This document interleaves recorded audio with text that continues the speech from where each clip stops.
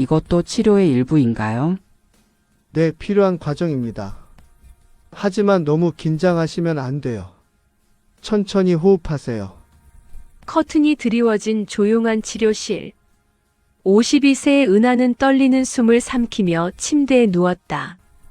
그녀 앞에 선 사람은 남편의 형, 그리고 숙련된 물리치료사였다. 여기가 많이 뭉쳤네요. 괜찮으세요? 그의 손끝이 닿을 때마다 묘한 감정이 피어올랐다. 따뜻한 온기, 그러나 넘지 말아야 할 경계. 은하는 스스로에게 말했다. 이건 치료야. 아무 일도 아닌 치료일 뿐이야. 하지만 그날 이후 그녀의 마음은 흔들리기 시작했다. 금기의 손길. 제1장. 통증의 시작. 서연은 몇 달째 허리 통증에 시달리고 있었다. 아침이면 온몸이 굳은 듯 뻣뻣했고 밤이 되면 찌르는 듯한 통증이 척추를 타고 올라왔다. 그녀는 종종 자다가도 숨이 막혀 일어났다.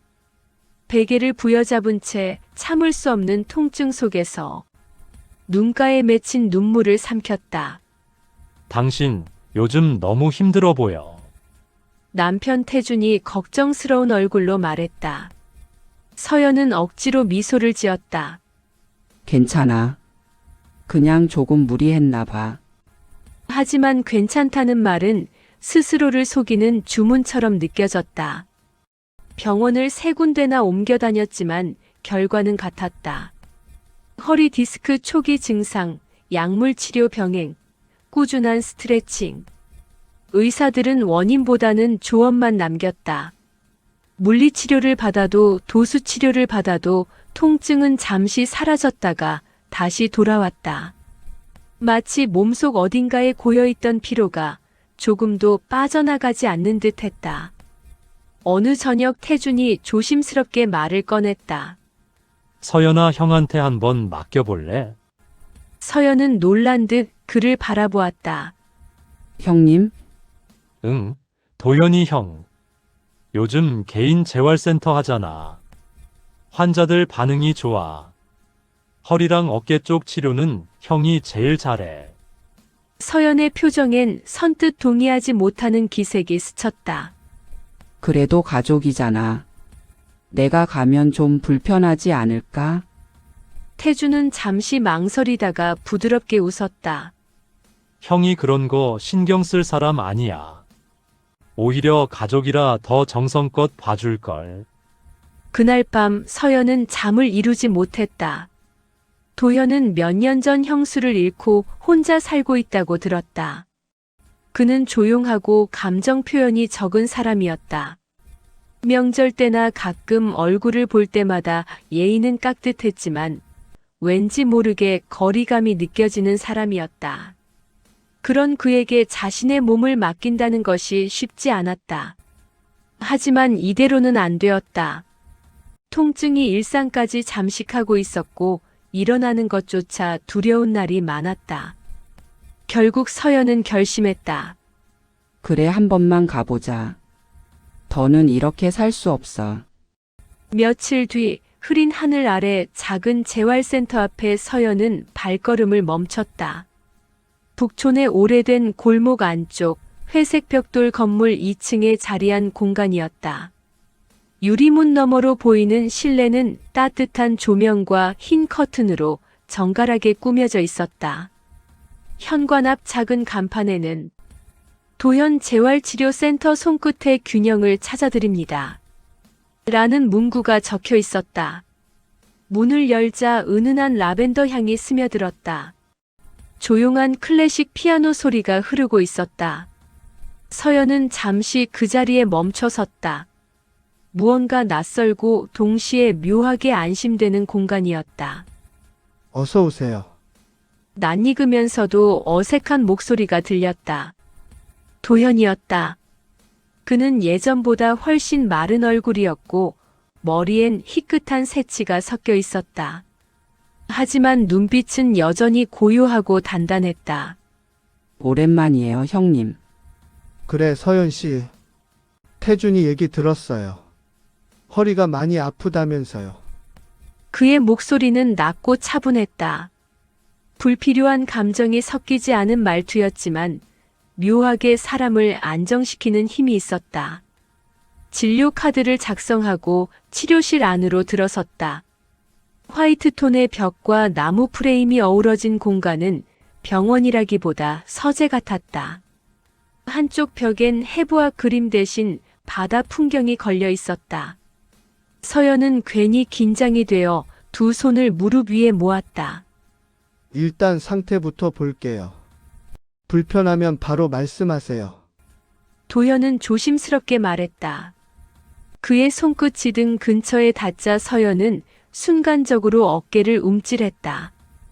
그는 곧 손을 거두며 부드럽게 웃었다. 괜찮아요.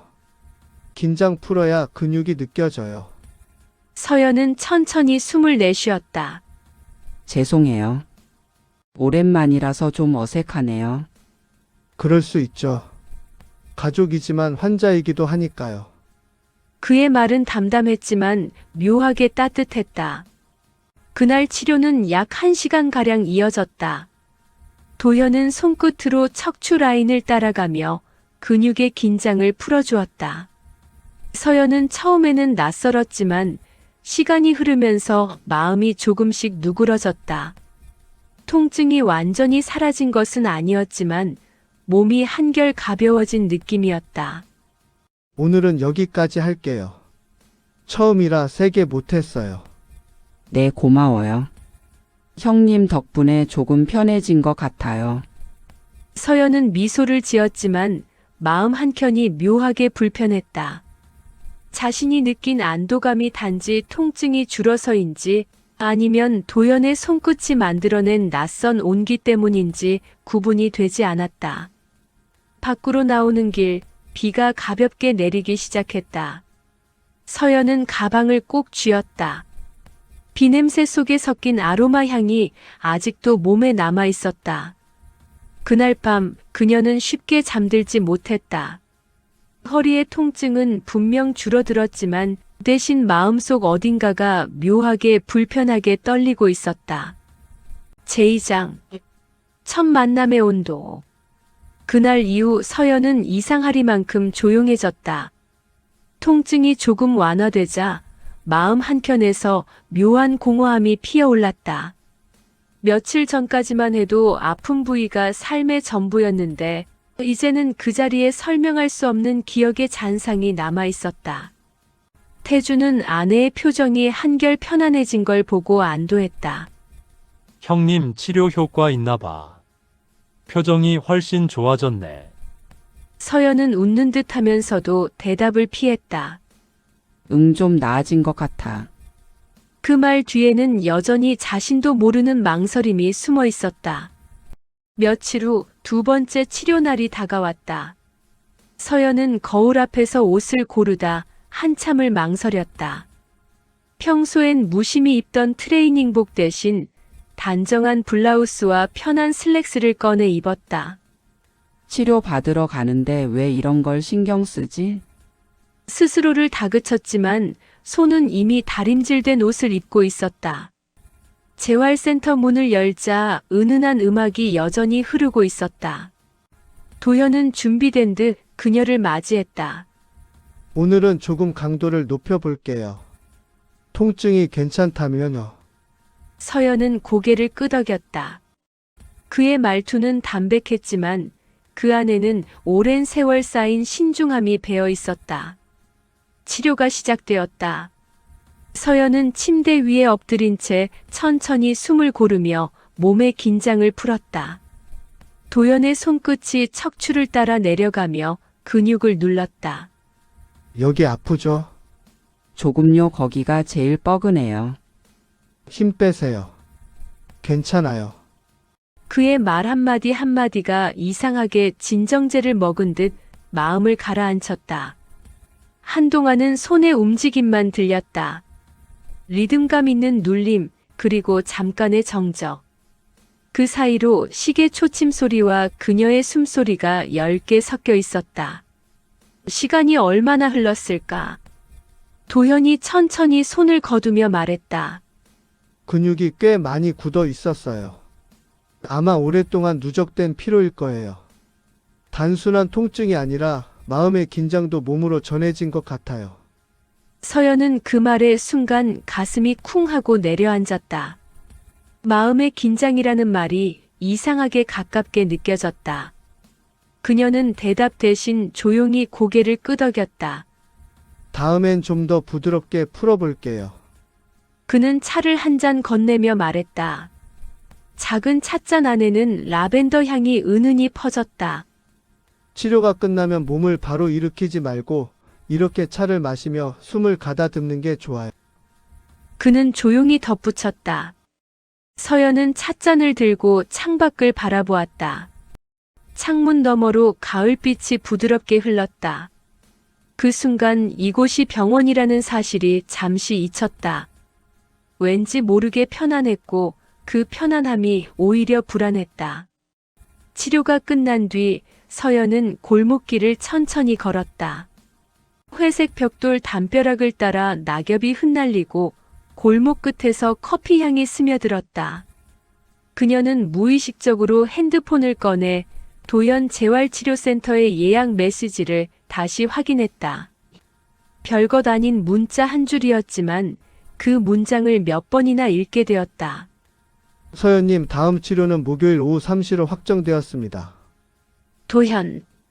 짧고 정중한 메시지였지만 이상하게 가슴이 두근거렸다. 그날 밤 태주는 늦게까지 일을 마치고 돌아왔다. 오늘도 형한테 다녀왔지? 몸은 좀 어때? 응. 많이 좋아졌어. 형님이 워낙 꼼꼼하니까. 형수님도 살아 계셨으면 좋아했을 텐데. 태준의 말은 아무런 의도 없는 평범한 대화였지만 그 순간 서연의 마음은 이유 없이 흔들렸다. 형수님도 살아 계셨으면. 그 말이 오래 머릿속에 맴돌았다. 도연의 집에는 여전히 형수의 흔적이 남아있을까? 책장이나 찬장 속 그와 함께했던 시간의 냄새가 아직도 있을까? 그런 생각이 스스로도 낯설고 어딘가 위험하다는 걸 서연은 알고 있었다. 세 번째 치료는 이전보다 훨씬 자연스러웠다. 서연은 이제 도연의 말투와 손의 움직임에 익숙해졌고 그 또한 그녀의 몸 상태를 손끝으로 정확히 읽어냈다. 이 부분은 예전에 다친 적 있죠? 네. 젊을 때 스텝 밟다가 삐끗했어요. 그게 아직 남아 있어요. 몸은 기억을 오래 하니까요. 몸이 기억한다. 서연은 그 말을 되뇌었다. 마치 자신이 잊고 싶었던 감정들까지 몸 어딘가에 숨어 있다는 듯 했다. 치료가 끝나갈 무렵 도현이 말했다. 오늘은 자세가 훨씬 좋아졌어요. 스스로도 느끼셨죠? 처음보다 숨이 편해졌을 거예요. 서연은 미소를 지었다. 정말 신기하네요. 몸이 이렇게 금방 반응하다니. 사람 몸은 정직하죠. 마음이 풀리면 근육도 따라와요. 그의 말에 서연은 잠시 말을 잃었다. 그는 단순한 치료사 이상의 눈을 가지고 있었다. 아니, 어쩌면 그녀의 마음까지 꿰뚫는 듯한 느낌이었다. 그날 저녁 집에 돌아온 서연은 오랜만에 창문을 열었다. 서늘한 바람이 커튼을 밀고 들어왔다. 그녀는 의자에 앉아 조용히 눈을 감았다. 몸은 가벼워졌지만 마음은 오히려 무겁게 흔들리고 있었다. 도연의 말이 계속 떠올랐다. 몸은 기억을 오래 하니까요. 그 말이 단지 치료사의 조언일 뿐임을 알면서도 서연은 어쩐지 그 말이 자신을 향한 무언의 위로처럼 느껴졌다. 밤이 깊어지자 휴대폰이 짧게 진동했다. 내일 날씨가 많이 쌀쌀하대요. 허리 조심하세요. 보낸 사람 도현. 서연은 한참 동안 그 짧은 문자를 바라보다가 답장을 보내지 못한 채 천천히 화면을 껐다. 그리고 아주 오랜만에 눈물이 흘렀다. 그 눈물은 고통의 잔여물이 아니었다. 마음속에 자리하던 외로움이 누군가의 사소한 온도에 녹아내리는 순간이었다.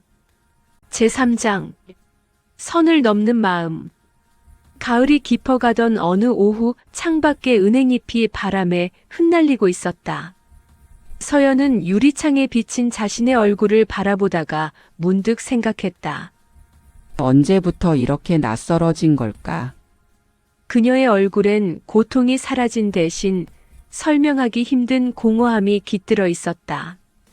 통증은 줄었지만 대신 마음속엔 다른 떨림이 자라나고 있었다. 매주 목요일 치료실 문을 여는 순간 느껴지는 묘한 긴장감. 그건 두려움이라기보다 기다림에 가까웠다. 도현은 여전히 차분했다. 그는 환자의 몸을 다루는 데 있어 단 한 번도 불필요한 동작을 하지 않았다. 언제나 일정한 거리감, 일정한 온도. 그런데 이상하게도 그 절제된 태도가 서연에게는 오히려 더 위험하게 다가왔다. 그날 치료 중 도연이 말했다. 요즘은 통증이 많이 줄었죠? 네, 형님 덕분이에요. 형님이라고 부르지 않아도 돼요. 그냥 도연이라고 부르세요. 이곳에선 가족보다 환자와 치료사니까요. 그의 말은 단순한 설명이었지만 서연은 순간 가슴이 덜컥 내려앉았다. 가족보다 환자와 치료사. 그 말이 이상하게 따뜻하면서도 선명하게 금이 그어지는 느낌이었다. 치료가 끝나고 두 사람은 창가에 마주 앉았다.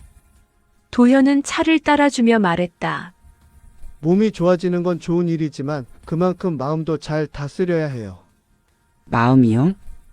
아무리 몸이 편해져도 마음이 불안하면 통증은 다시 돌아와요. 몸은 결국 마음의 언어거든요. 그 말에 서연은 조용히 숨을 내쉬었다. 사실 요즘 마음이 복잡해요. 통증이 줄었는데도 편하지가 않아요. 왜 그런지 모르겠어요. 도현은 잠시 그녀를 바라보다가 고개를 끄덕였다. 그럴 수 있어요. 아픔이 사라지면 그동안 눌러놓은 감정이 고개를 들거든요. 잠시 정적이 흘렀다. 그 사이 창문을 두드리는 빗소리가 방 안에 고요히 번졌다. 두 사람의 시선이 맞닿았다가 동시에 피했다. 서연은 손끝이 미세하게 떨리는 것을 느꼈다. 그날 이후 서연은 도현의 말과 눈빛이 자꾸 떠올랐다. 그는 자신에게 늘 단정했고 한마디의 넘침도 없었다. 하지만 오히려 그 절제가 서연의 마음을 흔들었다. 그는 무심히 한 문장으로도 그녀의 마음 깊은 곳을 건드렸다. 마치 오랫동안 잊고 지내던 감정의 층을 하나씩 벗겨내는 사람처럼. 태주는 여전히 다정했지만 대화는 점점 짧아졌다. 서연이 하는 말 대부분은 그래, 그랬어? 으로 끝났다. 서로를 사랑하지 않는 것은 아니었다. 다만 오래된 부부에게서 자연스레 스며드는 무심함이 모든 것을 감싸고 있었다. 어느 저녁 서연은 태준이 출근하고 난 뒤 식탁 위에 놓인 커피잔을 멍하니 바라보았다. 하얀 잔 속에 떠있는 커피의 표면이 미세하게 흔들렸다. 그 모습이 마치 자신과 닮아 있었다. 겉으로는 잔잔하지만 안쪽 깊은 곳에서 계속 파문이 일고 있었다. 며칠 후 서연은 평소보다 일찍 치료실에 도착했다. 비가 부슬부슬 내리던 날이었다. 도현은 창문을 닫으며 말했다. 오늘은 일찍 오셨네요. 집에 있으면 괜히 생각이 많아져서요. 그럴 땐 몸을 움직이는 게 좋아요. 생각보다 몸이 마음을 구해줄 때가 많거든요. 치료를 마치고 나자 비는 그쳤지만 하늘은 여전히 회색빛이었다. 도현이 말했다. 차 한잔 하고 가시겠어요. 비도 그쳤는데 따뜻한 차 마시면 좋을 것 같아서요. 서연은 잠시 망설였다. 괜찮을까요? 물론이죠. 오늘은 환자 한 분뿐이니까요. 그는 찻잔 2개를 꺼내 테이블에 놓았다. 진저 향이 은은히 퍼졌다. 두 사람 사이엔 잠시 말이 없었다. 도연이 조용히 물었다. 서연 씨 요즘 웃는 얼굴이 조금 다르네요. 다르다니요? 이전엔 아픔을 참는 표정이었는데 요즘은 뭔가를 숨기는 표정이에요. 그 말에 서연은 당황했다. 손끝이 찻잔 가장자리를 따라 천천히 돌았다. 그런가요? 숨길 게 있는 건 아닌데. 그럼 다행이죠.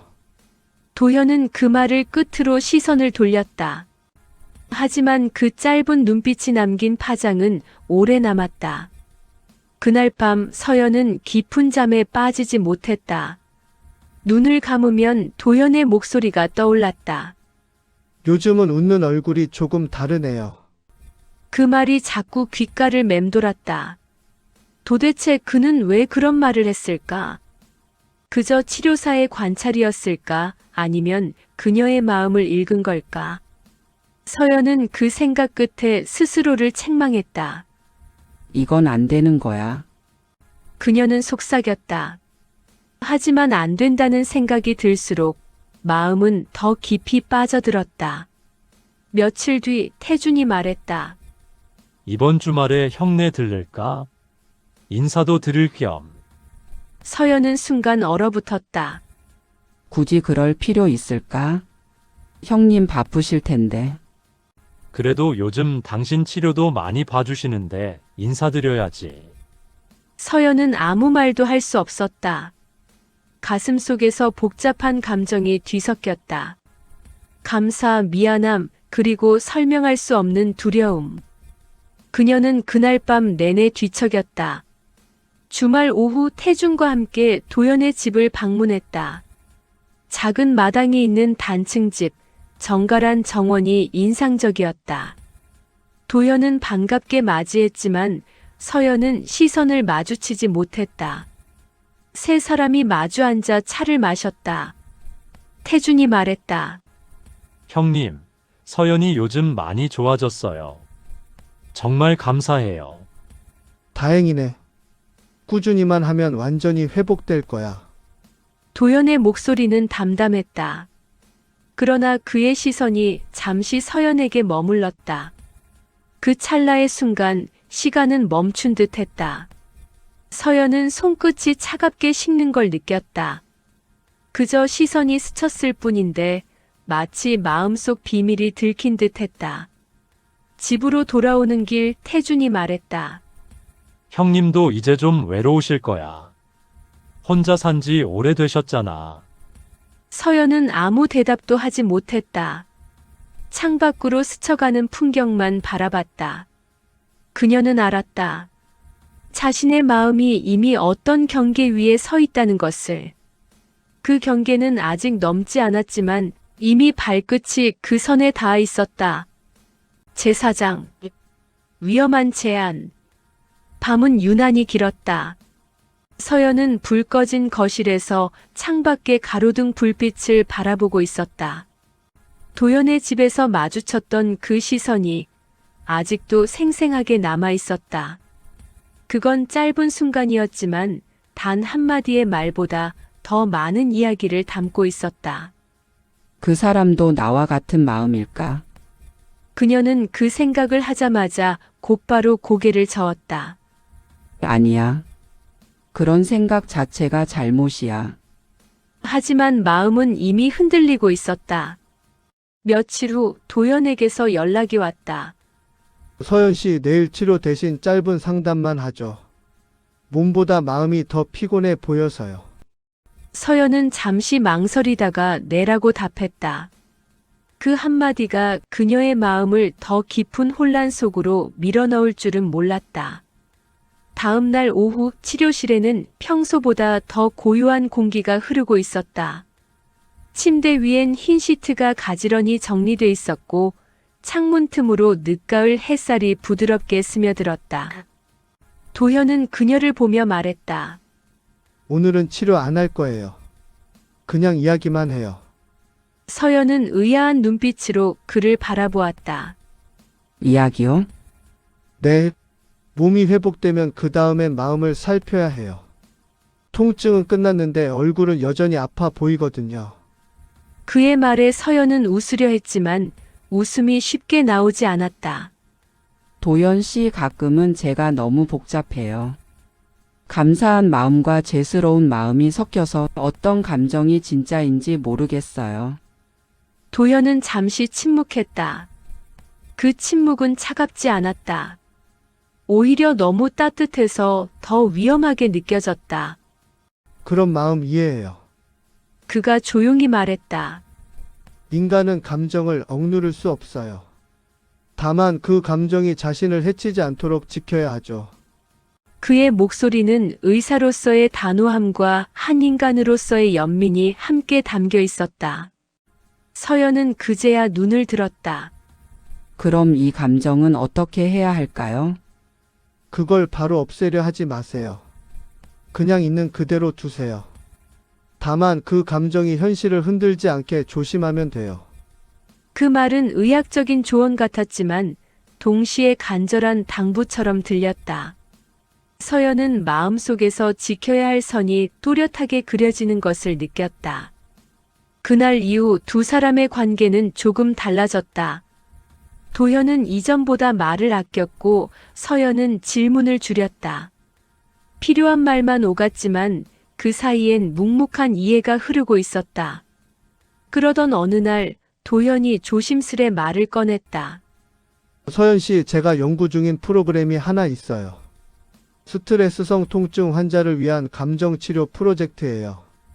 실제 환자 데이터를 기반으로 해서 감정과 통증의 상관관계를 연구하는 거죠. 저 같은 사람도 도움이 될까요? 도움이 아니라 당신 같은 사람에게 꼭 필요한 프로그램이에요. 다만 조금은 개인적인 대화가 포함될 수 있어요. 괜찮을까요? 서연은 잠시 머뭇거렸다. 개인적인 대화라는 말이 마음에 걸렸다. 하지만 도연의 눈빛은 진지했다. 그녀는 천천히 고개를 끄덕였다. 괜찮아요. 저도 제 마음을 알고 싶어요. 프로그램의 첫 세션은 일주일 뒤에 시작됐다. 도현은 치료실 불을 낮추고 잔잔한 음악을 틀었다. 그는 노트를 꺼내 서연에게 말했다. 이건 치료 기록이 아니라 당신의 이야기를 적는 노트예요. 매일 밤 오늘 느낀 감정 하나만 적어 보세요. 서연은 그 말을 따라하기 시작했다. 처음엔 불안, 감사, 후회 같은 단어들이었다. 하지만 시간이 지날수록 노트에는 다른 단어가 늘어갔다. 그리움, 기다림, 두려움 그리고 도연. 그녀는 그 마지막 단어를 적고 나서 펜을 멈췄다. 이건 치료의 일부일까 아니면 내 감정의 고백일까? 그녀는 한동안 아무 말도 할 수 없었다.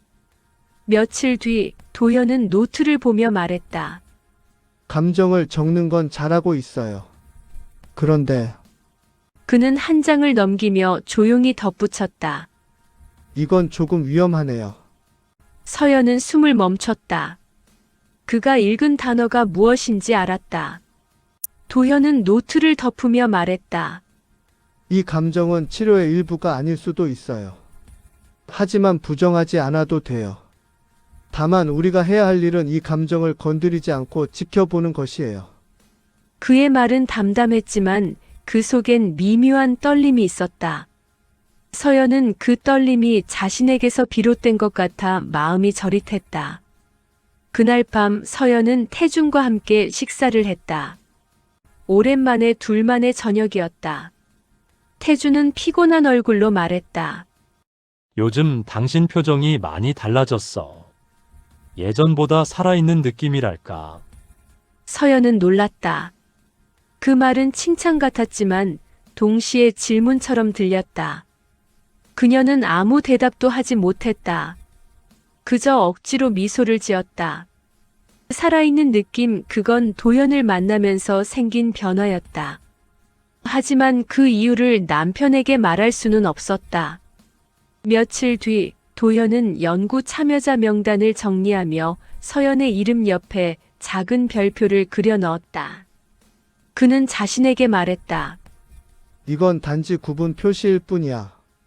하지만 마음속 깊은 곳에서는 그 말이 거짓임을 알고 있었다. 그 별표는 단순한 기호가 아니라 선의 위치였다. 그가 절대로 넘어서는 안 될 경계선. 가을의 끝, 마지막 세션날. 서연은 평소보다 일찍 도착했다. 치료실엔 햇살이 부드럽게 스며 있었고 공기 중엔 묘한 이별의 냄새가 감돌았다. 이제 마지막이네요. 그러게요. 두 사람은 짧게 웃었다.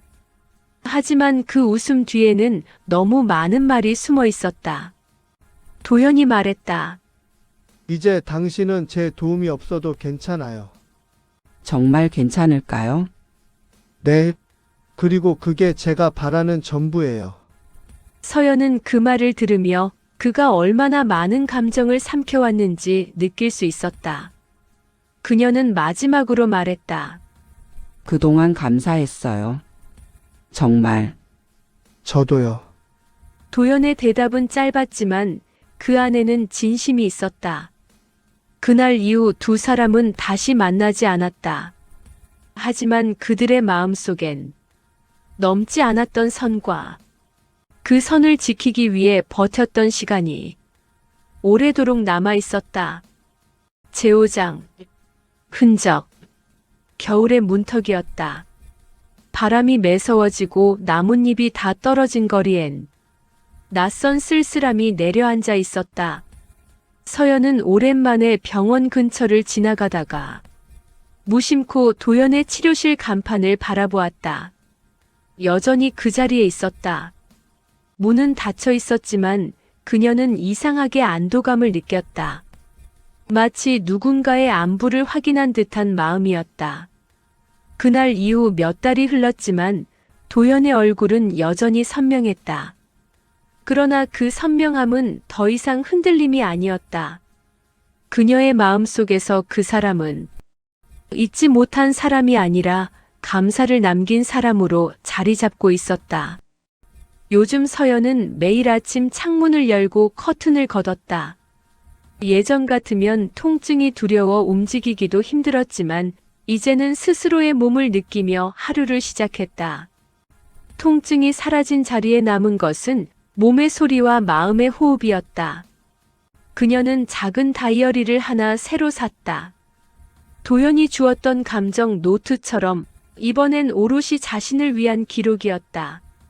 첫 페이지에 그녀는 이렇게 적었다. 나를 아프게 했던 시간도 결국 나를 살아있게 했다.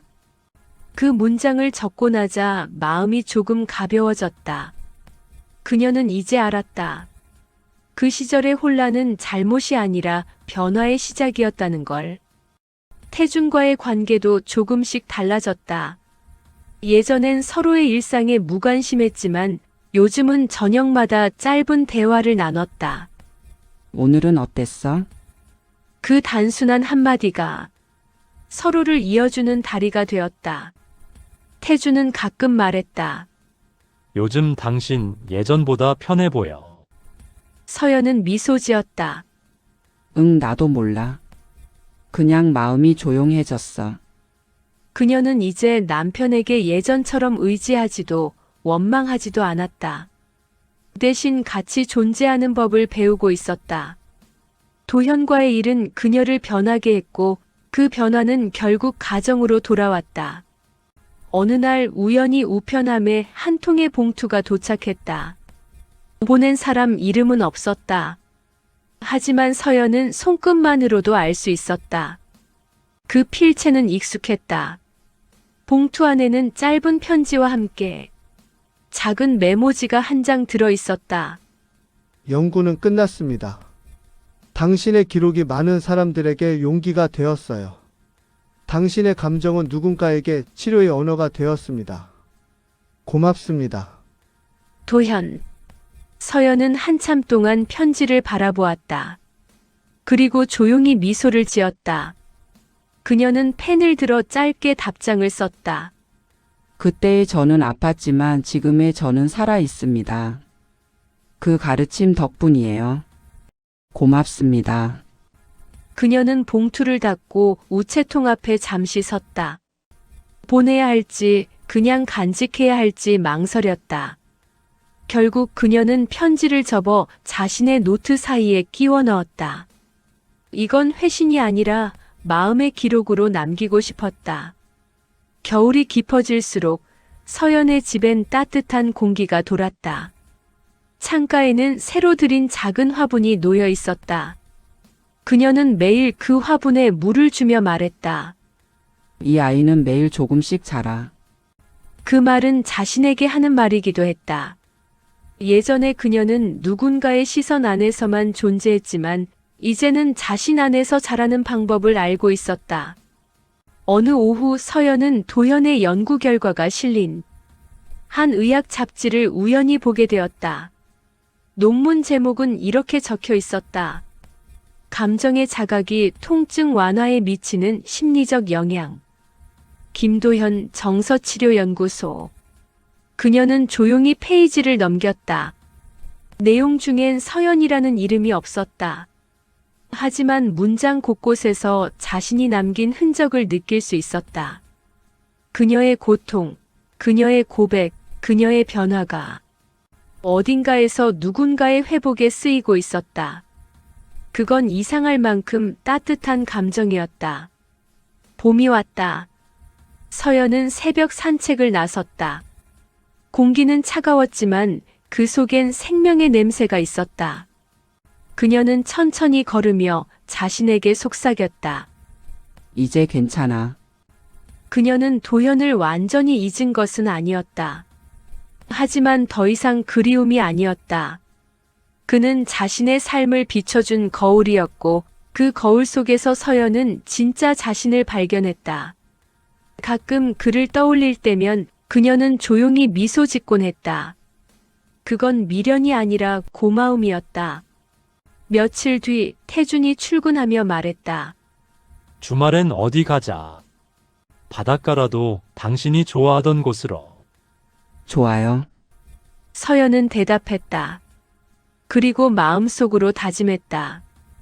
이제 나는 나의 이야기로 살아간다. 그녀는 마지막으로 창밖을 보았다. 햇살이 부서지듯 들어오고 있었다. 그 빛 속에서 그녀는 다시 자신을 보았다. 예전처럼 불안하지 않았고 이제는 자신이 어디에 서 있는지도 분명히 알았다. 그녀의 마음 속에는 여전히 흔적이 남아 있었지만 그 흔적은 상처가 아니라 성장의 자취였다. 그녀는 다이어리를 펼쳐 마지막 페이지에 이렇게 적었다. 우리는 때로 잘못된 사랑을 통해 진짜 나를 이해하게 된다. 그 사랑이 금기였다 해도 그것이 나를 인간답게 만든다면 그건 결코 죄가 아니다. 그녀는 펜을 놓고 창문을 열었다. 봄바람이 부드럽게 방 안으로 스며들었다. 그 바람이 마치 도연의 마지막 인사처럼 느껴졌다. 서연은 조용히 눈을 감았다. 그리고 마음속으로 속삭였다. 안녕 그리고 고마워요. 금기의 손길 완. 이 작품은 금기의 감정을 다루었지만 그 핵심은 사랑이 아니라 회복에 있다. 인간의 마음은 언제나 흔들리지만 그 흔들림 속에서도 성장의 길을 찾을 수 있다는 것을 서연의 여정이 보여준다.